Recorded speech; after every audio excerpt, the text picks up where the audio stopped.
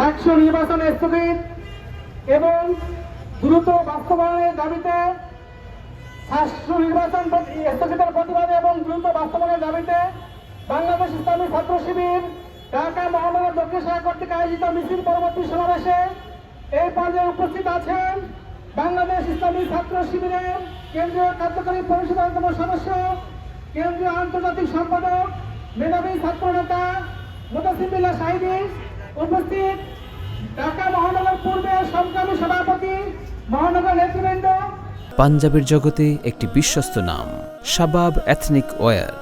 সংগ্রামী সাথী বন্ধুগণ, সাংবাদিক বন্ধুগণ, সবার প্রতি সালাম, আসসালামু আলাইকুম ওয়া রাহমাতুল্লাহ। সংগ্রামী বন্ধুগণ, আপনারা দেখেছেন একটি ছাত্র সংগঠন নির্বাচন কমিশনের সামনে মত সৃষ্টি করে সাকষ্য নির্বাচন স্থগিত করেছে।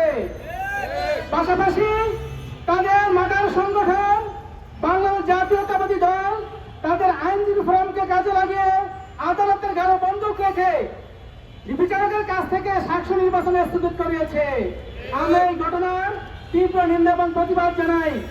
আমরা দেখেছি বিগত 5টি ছাত্র সংসদ নির্বাচনে প্রত্যেক ক্ষেত্রেই তারা পিছানোর জন্য, বানচাল করার জন্য নিত্য নতুন ঘটনা সামনে এনেছে, নতুন নতুন বাহানা জাতির সামনে তারা উপস্থাপন করেছে।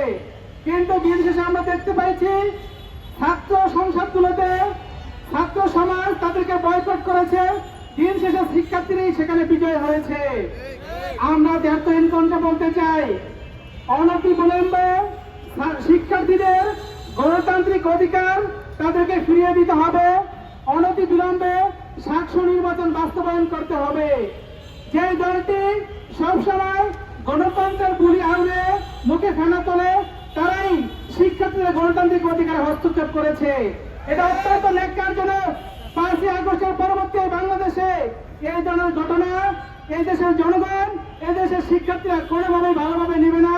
তারা আগামী 12ই ফেব্রুয়ারি জাতীয় সংসদ নির্বাচনে এর ব্যাপারে নীরব ব্যালট পিটপাট ঘটাবে ইনশাআল্লাহ।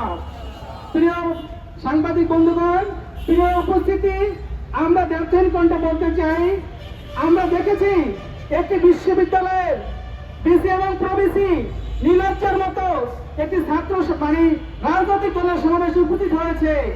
আমরা বলতে চাই, এত যদি রাজনীতি করার ইচ্ছা থাকে তাহলে সরকারি চাকরি ছেড়ে দিয়ে রাজনৈতিক দলের নাম লেখান, তাহলে আমরা আপনাদেরকে নিয়ে কোনো কিছু বলবো না।